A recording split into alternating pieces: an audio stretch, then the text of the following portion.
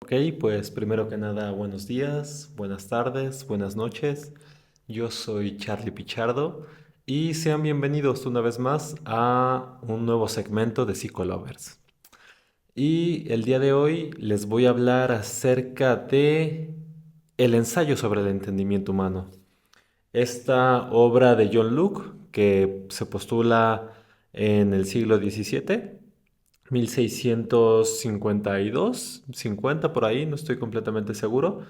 Y si me encuentro leyendo esta obra actualmente es porque estoy realizando mi tesis de maestría en filosofía sobre la epistemología.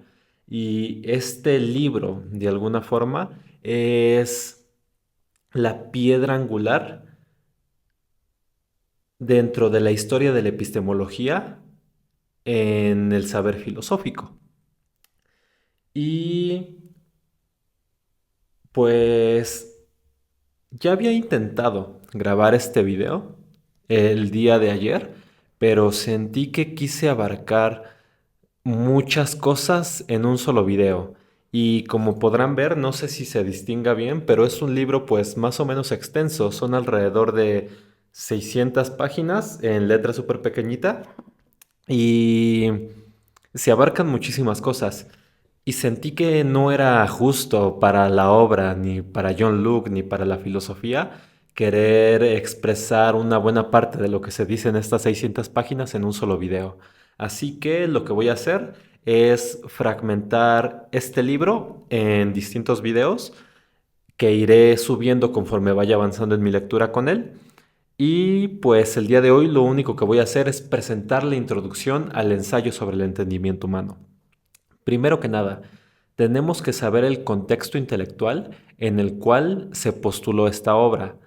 Antes de John Locke estuvo la filosofía atravesando un ligero conflicto durante el medievo porque teníamos a estos filósofos que estaban muy acercados a la religión, la escuela escolástica, con sus principales representantes siendo Santo Tomás de Aquino y San Agustín de Hipona, que de alguna forma buscaban generar una mezcla homogénea entre la teología y la filosofía.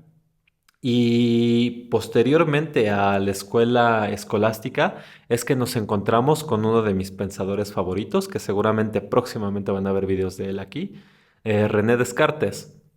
Y René Descartes, pues, es conocido por muchos como el padre de la filosofía moderna y plantea su duda metódica en la cual él considera que antes de adquirir algún tipo de saber tiene que dudar de todo. Pero entre los aportes de Descartes nos encontramos con el hecho de que plantea que las ideas son innatas, que la mente ya tiene determinadas ideas introyectadas en ella de manera a priori. Esto quiere decir que no tuvimos que haber experimentado nada, no tuvimos que haber adquirido ciertos conocimientos, la mente ya los tiene introyectados. Y en el momento en el cual John Locke está postulando su ensayo sobre el entendimiento humano, predominaba la escuela cartesiana, la escuela de Descartes. Entonces, gran parte del círculo intelectual de esa época creía que teníamos ideas preestablecidas en la mente. Además de eso, también hemos de mencionar que John Locke fue contemporáneo de Isaac Newton y como ya sabemos, Isaac Newton postula sus principios matemáticos y en estos principios tal cual logra utilizar la matemática para comunicarse con el universo. Logra hacer algo tan complejo, bueno, que quizás para nosotros en el siglo XXI sea muy simple o muy cotidiano que hablemos acerca de que la Tierra gira alrededor del Sol en 365 días y rota en 24 horas y Marte se tarda tantos días en girar sobre su propio eje y otros tantos días en girar alrededor del Sol. Y para nosotros es completamente natural, pero en ese entonces ese saber era completamente lejano. Y justamente por los principios matemáticos de Isaac Newton es que nosotros podemos medir el tiempo o la duración que le toma a los cuerpos celestes trasladarse de un lugar a otro. Utiliza la matemática para comunicarse con el universo. Esto genera que aparezca un nuevo paradigma, de alguna manera, que tenía como propósito medir todos los objetos de estudio. Porque si Isaac Newton hubiera utilizado las matemáticas para medir el movimiento de los astros, seguramente con esas mismas matemáticas yo podía obtener conocimientos objetivos en otras disciplinas. Y esto había ocasionado que las disciplinas tuvieran una especialización en la cuantificación, que buscaran medir todo. Y como justamente la filosofía es una disciplina especulativa, reflexiva, y teníamos un nuevo paradigma que buscaba medir, pues nos encontramos con el hecho de que la filosofía se estaba viendo desacreditada dentro de los círculos intelectuales. Pero aquí aparece, dicen que la filosofía ha muerto hasta que aparecen personas como John Locke. Y él plantea preguntas que no se podían responder. Dicen que ese es el gran aporte de John Locke, realmente, que quizás no ofrece respuestas concretas, pero sin embargo sus postulados abren muchísimas preguntas que las personas tenían que responder. Y pues ese es el contexto intelectual, de manera muy resumida, en el cual John Locke postula su ensayo sobre el entendimiento humano. Ahora sí, hablando del ensayo sobre el entendimiento humano, aquí tengo mis notas en una hoja de papel porque como podrán ver alrededor mío, no soy una persona muy estructurada, pero si cualquier persona se acerca a la filosofía es justamente por buscar claridad en las ideas, claridad en el conocimiento. El ensayo sobre el entendimiento humano, su principal propósito es distinguir la opinión del saber, porque cada uno de nosotros puede tener una opinión sobre todos los temas, ¿no? Sobre Dios, sobre el amor, sobre la justicia, sobre la verdad, sobre el conocimiento.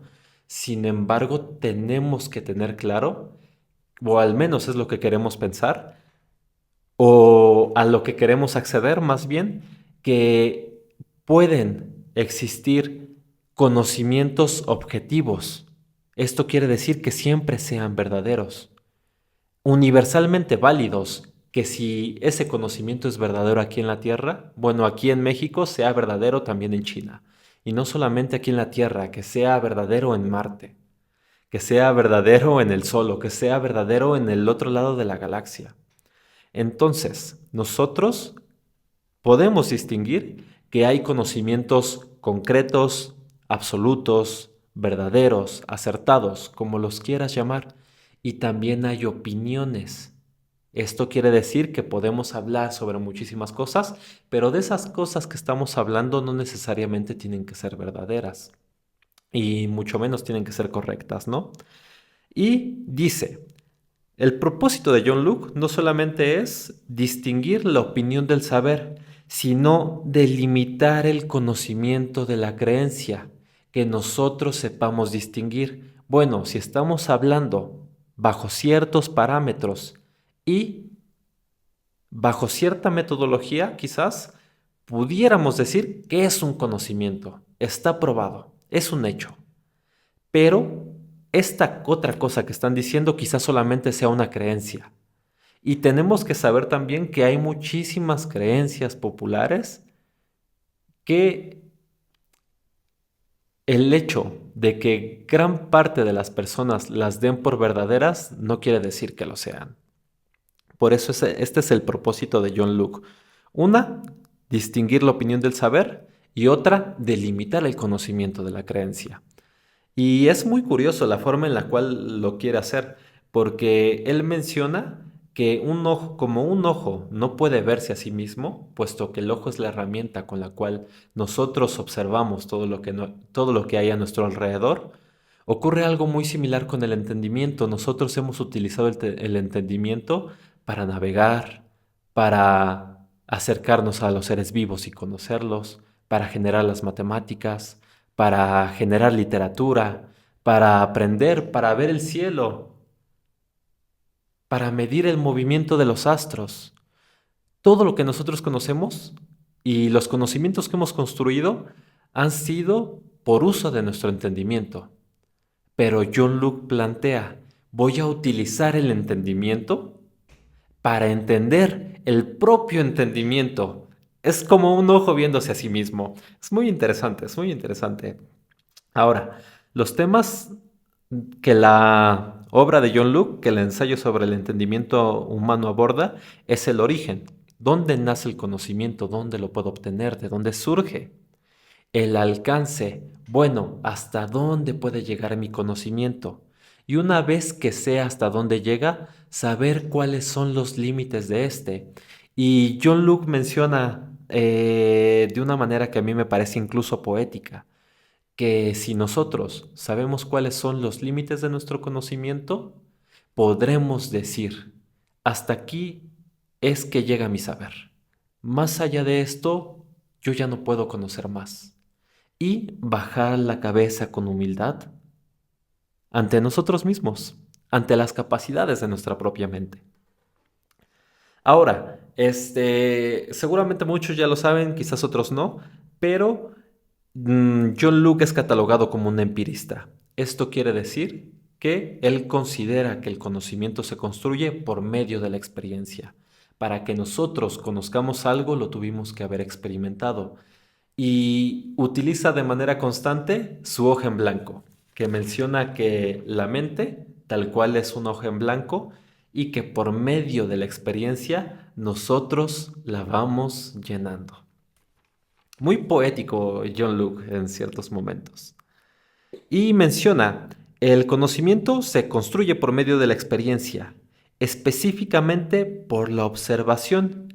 Y menciona que tenemos dos fuentes de observación. Tenemos la observación externa, caracterizada por los órganos sensoriales.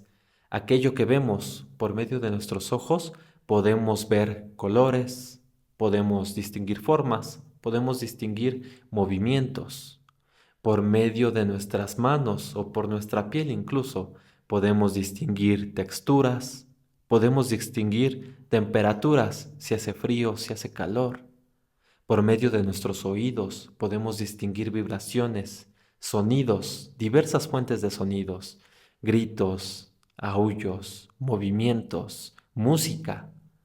Por medio del olfato y del gusto, que podemos distinguir olores y sabores.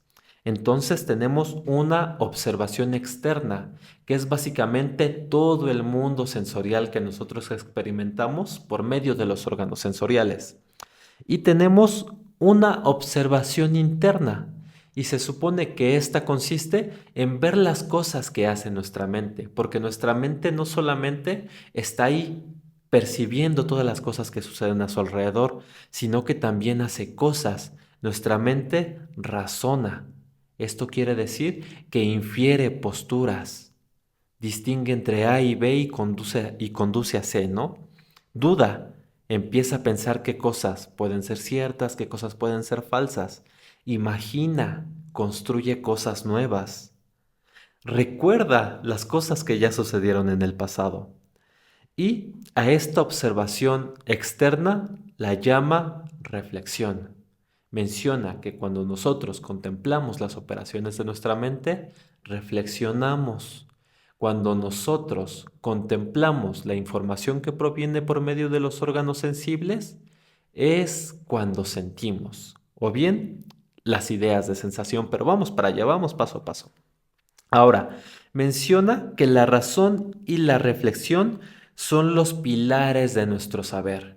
Todo el conocimiento que nosotros poseemos lo hemos adquirido por medio de los órganos sensoriales, de las cosas que percibe del mundo sensible y por medio de las operaciones que lleva a cabo nuestra mente.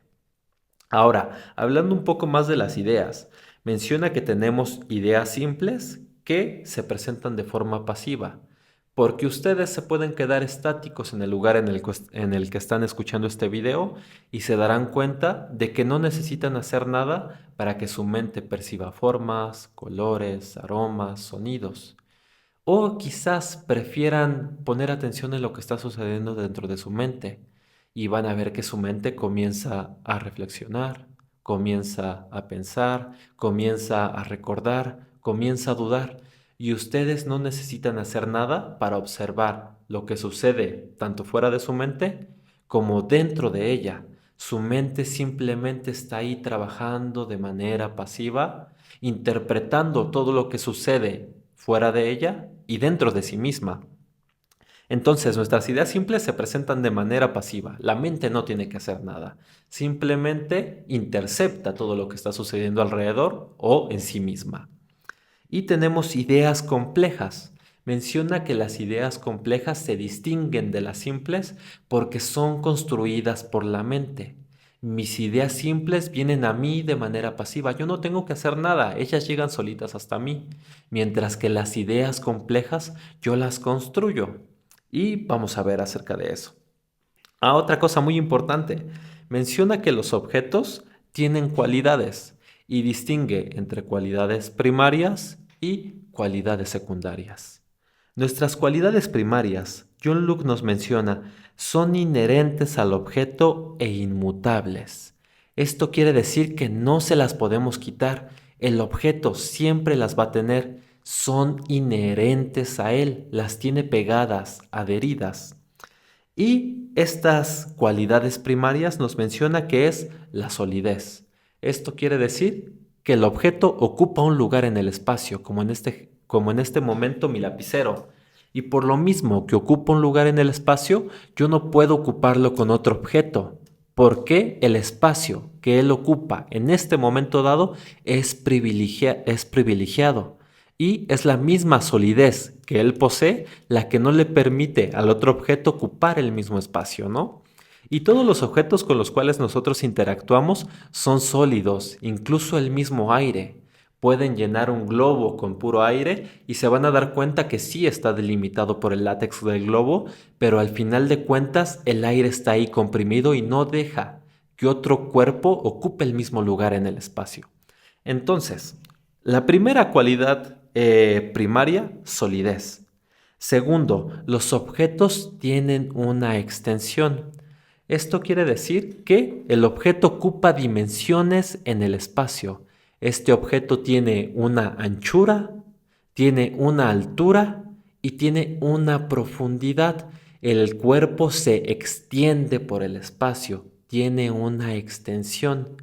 Y es básicamente las dimensiones que cada cuerpo ocupa en el espacio. Este cuerpo ocupa unas dimensiones completamente distintas a las de este. Tiene otra anchura, otra altura y otra profundidad. Mi cuerpo mismo ocupa otras dimensiones. Tiene otra extensión, se extiende de manera distinta por el espacio.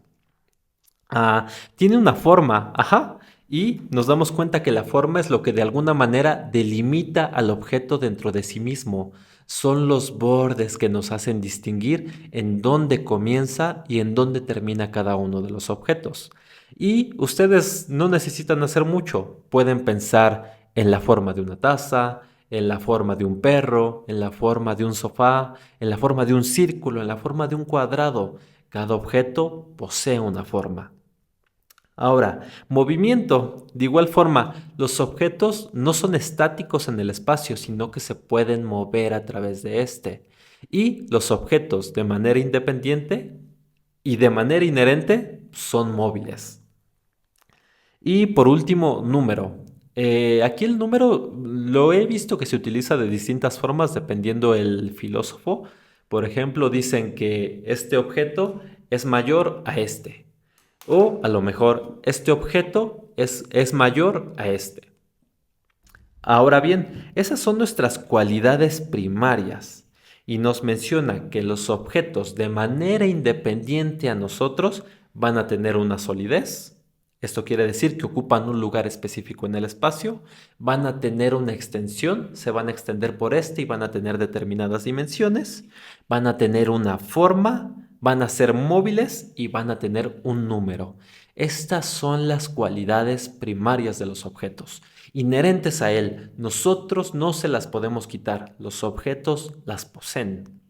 Ahora, tenemos nuestras cualidades secundarias y nos menciona que no existen de manera a priori en el objeto.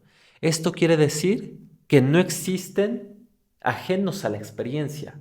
Cuando escuchamos la palabra a priori, podemos saber que es algo que existe ajeno a que nosotros lo experimentemos. No importa que haya un sujeto cognoscente que lo esté percibiendo, el objeto sigue siendo de esa manera. Y nos encontramos, no existen de manera a priori en el objeto, sino solo como efecto perceptivo. ¿Qué tipo de cualidades secundarias son las que nos encontramos aquí? Menciona el color, el sonido o el olor. Y quizás pongamos un ejemplo. Nosotros podemos percibir este objeto en este momento, este bolígrafo, y ya sabemos que el objeto posee una solidez, posee una extensión, posee una forma, es móvil y puede tener un número, ¿no? Esas son las cualidades primarias del objeto. Si yo no percibo mi objeto, este va a seguir siendo sólido, va a tener una extensión, va a tener un movimiento y va a tener una forma. Ahora, mis cualidades secundarias nos menciona solamente existen para el sujeto, para el observador. La persona que está contemplando el objeto es el que le da determinadas cualidades. Yo puedo decir con certeza que este objeto es a la vez café con las puntas, con las puntas color verde. Y pudiéramos decir, bueno, sí, yo también lo veo de esa manera. Pero ahora pudiéramos traer a un perro y le decimos, observa el mismo objeto. ¿Creen que seguiría siendo café con verde para él? Quizás lo vería en escala de grises, quizás los tonos serían más tenues. Bueno, se va el perro. Traigamos a una serpiente o algún reptil. ¿El objeto seguiría siendo verde con café para él?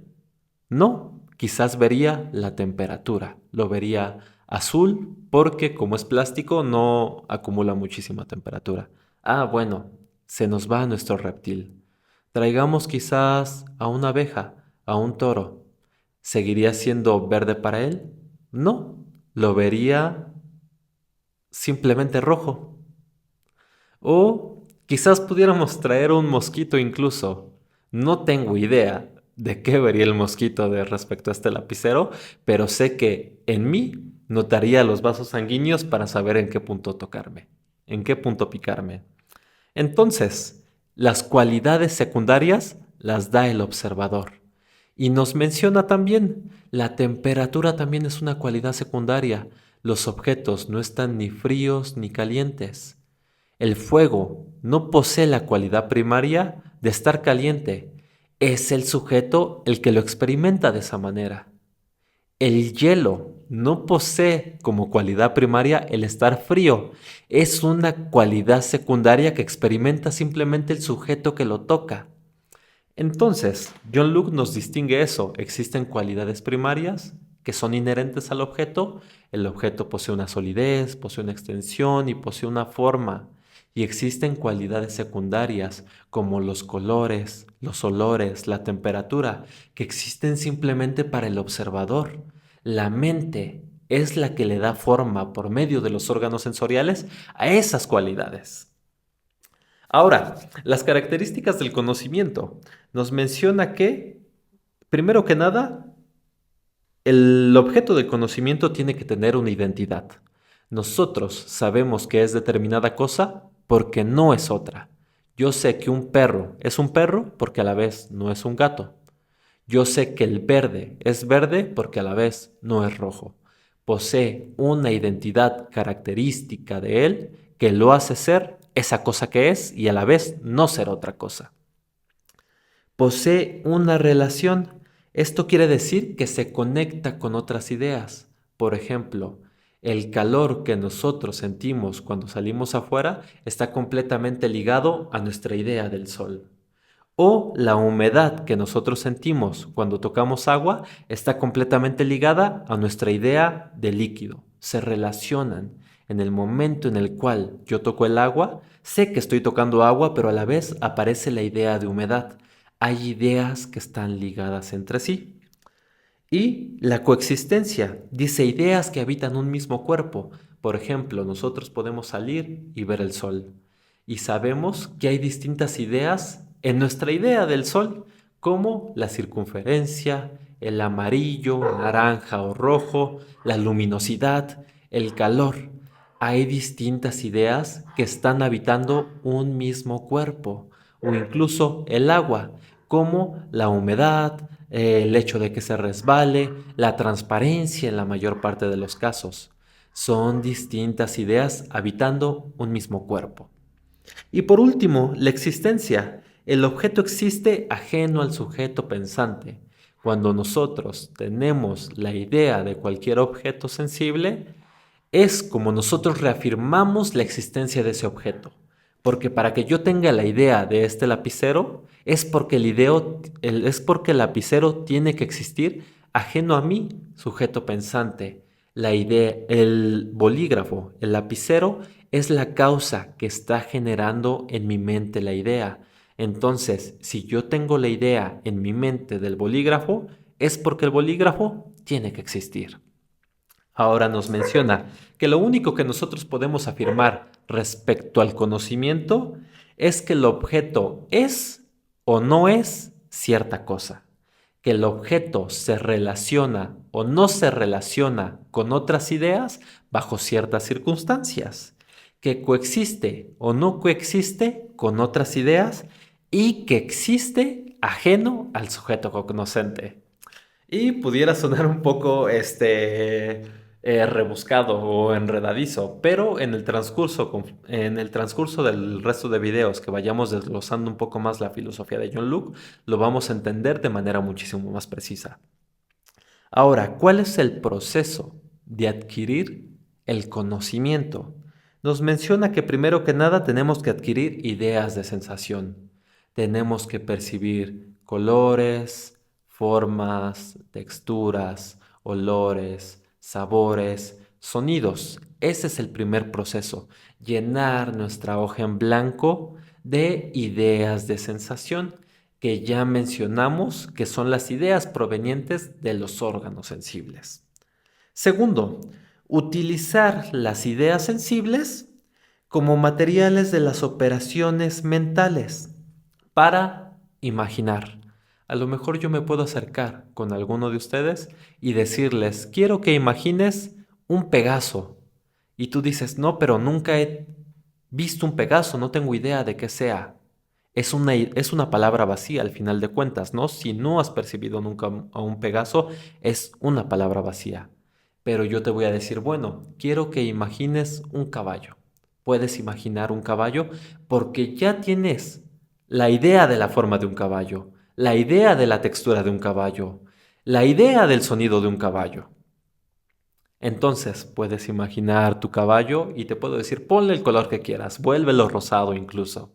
Ahora quiero que le pongas unas alas adheridas a él en los costados de su espalda, en los costados de su dorso. Unas alas grandes en proporción al tamaño del caballo. Y tú lo imaginas, una porque ya percibiste un caballo, ya percibiste algún tipo de ave y conoces qué es un caballo, conoces qué son las alas, puedes tomar las alas, adherirlas al caballo e imaginar un Pegaso.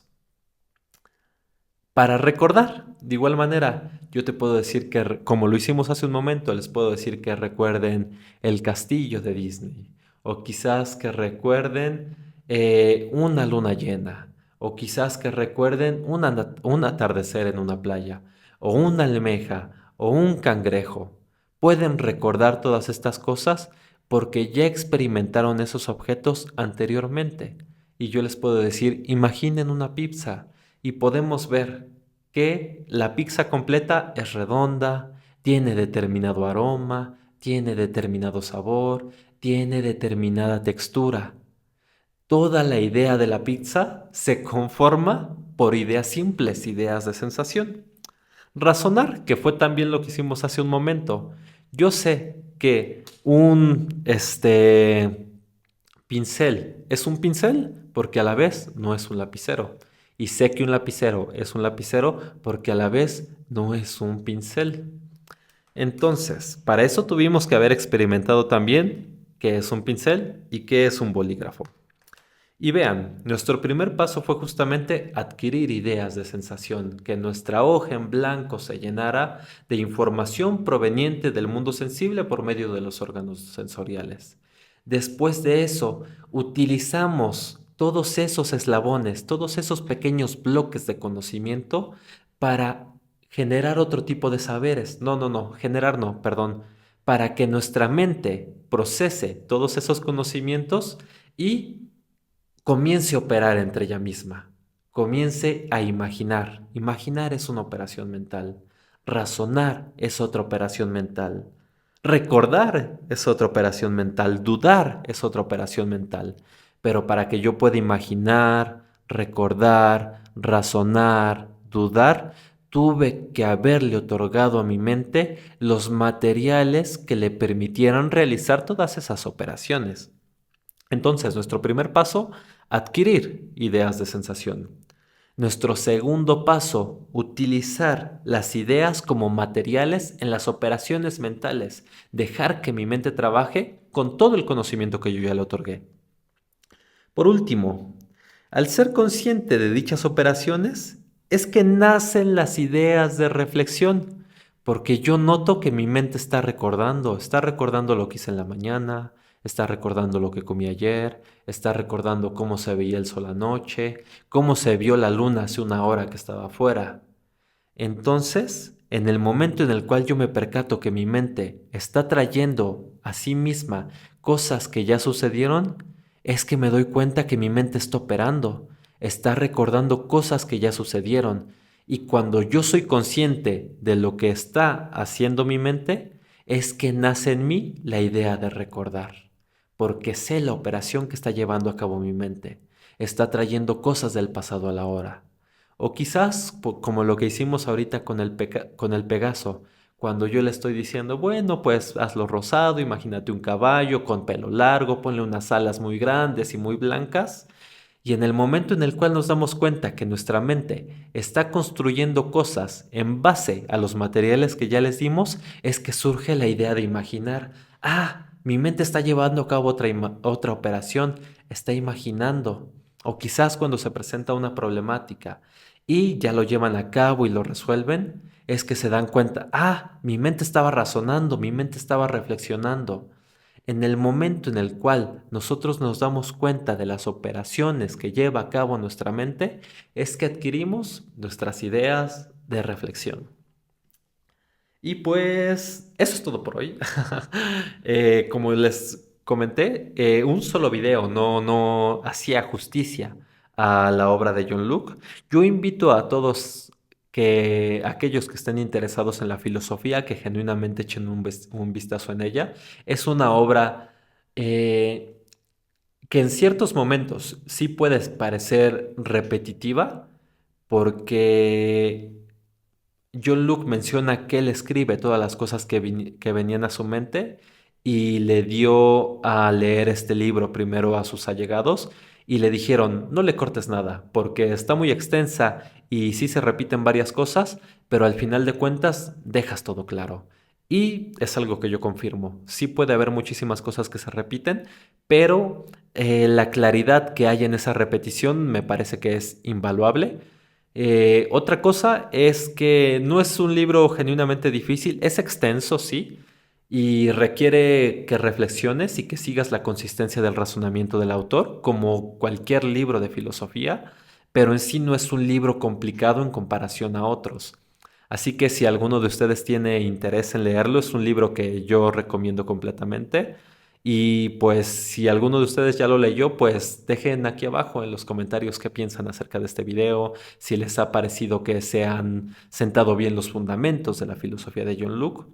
Y pues como ya les comenté, seguramente posteriormente vamos a tener más videos acerca de la obra de John Luke, conforme yo lo vaya leyendo también, y seguramente va a ser de manera intercalada. Antes de que se presente el próximo video de John Luke, seguramente va a haber un video hablando sobre algún otro texto o alguna otra idea.